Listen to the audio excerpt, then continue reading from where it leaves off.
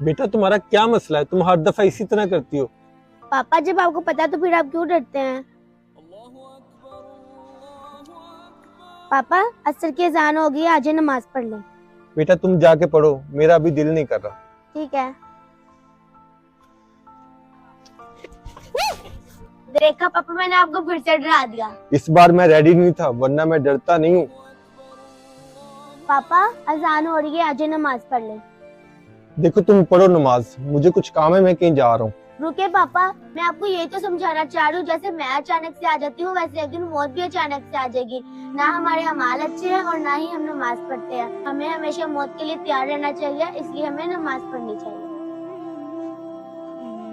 बेटा तुम बिल्कुल ठीक कह रही है, चलो और नमाज पढ़ते हैं।